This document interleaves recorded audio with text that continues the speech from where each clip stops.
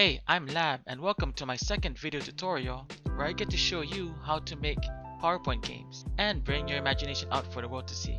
Every week I will continue to post up tutorials, so if you're interested, don't forget to click the subscribe button and ring notification. Don't forget to show your support by liking my videos. Today's topic is hyperlinking interactive slides in PowerPoint. This is a tutorial continuation of creating interactive games to PowerPoint. So if you want to keep up with my instructions, watch that first. With that said, let's begin. Okay, so in our last tutorial, our question was, what are the primary colors in art? And we gave 3 answers. But look at the difference in my slide. I added a little picture on the background just so that I can make it a little bit more colorful. So always feel free to customize your slides. You don't have to keep it plain and simple background. You can be as creative as possible. So what I'm going to do first is I'm going to go ahead and duplicate this slide here by right clicking my mouse, and I'm going to go ahead and click duplicate slide, and then my second slide will pop up. Now I'm going to move the symbols around so I can have space to type out and not get confused with the answers, because I'm going to change them, including the question. So I'm going to change the question. Instead of primary colors, I'm going to ask for what are the secondary colors of art. Yeah. So I'm going to change the answers now. I'm going to make it different. Instead of A being the correct answer, now I'm going to go ahead and change this and make it a wrong answer. So I'm going to change it to blue, green, and violet. Then I'm going to change the other answers.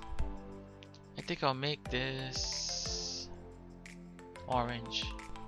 Then I will make C the correct answer and put in orange, green, violet.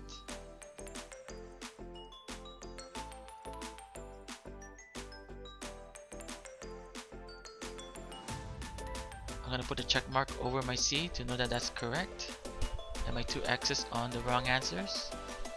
Now keep in mind, they're already animated, so I'm just going to rearrange the animation to the triggers down here. So I'm going to drag the L-shape animation and put it in the trigger C here, rectangle 5, which is the orange, green, and violet C. I drag it in, and I'm going to play it after the L shape.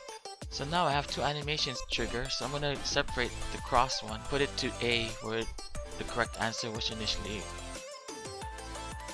So now I have 3 triggers. Now I'm going to duplicate and make another question. This time I'm going to ask for what are the tertiary colors in art. So I'm going to move my shapes again so that I can see my answers. And I'm going to go ahead and make A the correct answer. I'm going to put blue, green, violet, orange in B, which is the wrong answer, because there's no such thing as violet orange. Guess what? I'm going to make 2 correct answers instead of 2 wrong answers. So I'm going to go ahead and put red, violet. So I'm going to put a check mark here on the correct answer. I'm going to put the X on my wrong answer.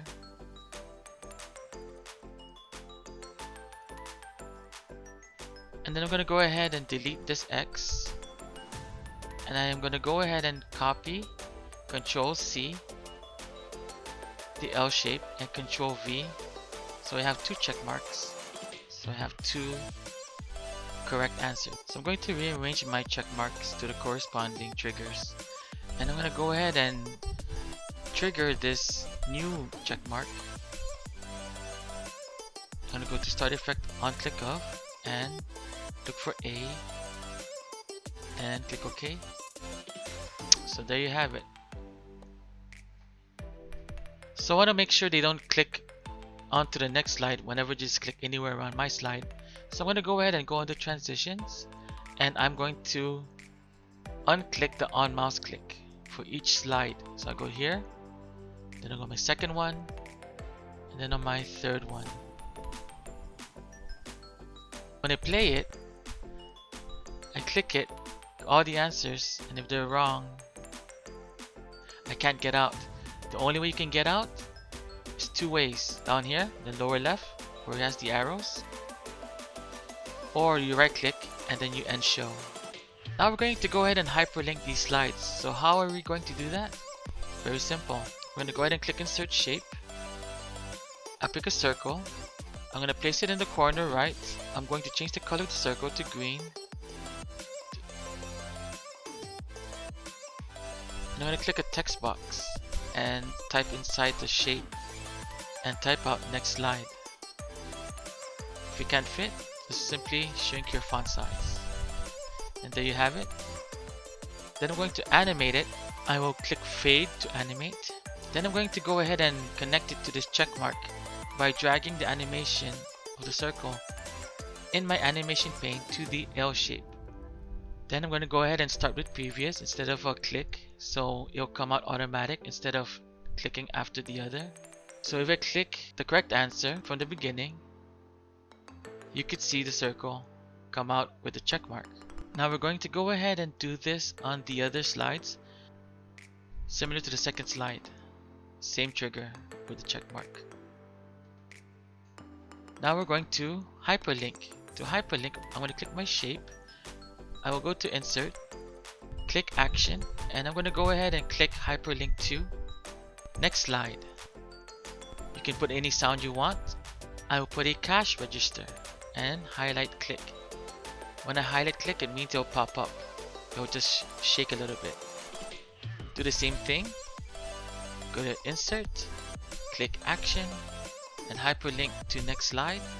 Put a sound. This time I'll put a camera sound. Highlight, click, and OK. So I played from the beginning. I click the correct answer, and when I go to my second slide, my circle comes out with a camera sound.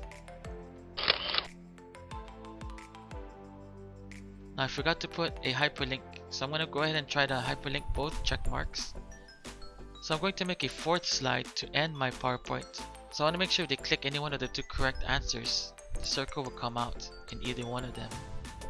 Since we can't put two of them together, we're going to go ahead and duplicate the circle instead. And we're just going to simply drag it under each trigger where the correct answer is. So either way, if the answer is correct, the circle will come out. On my fourth slide, I'm going to go ahead and type out congratulations, you're one day smarter.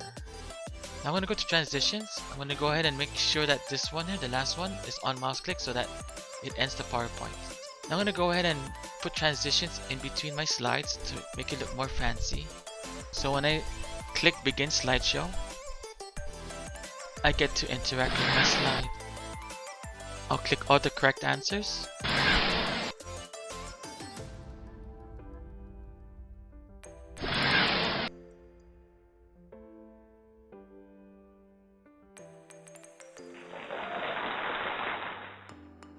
So there you have it.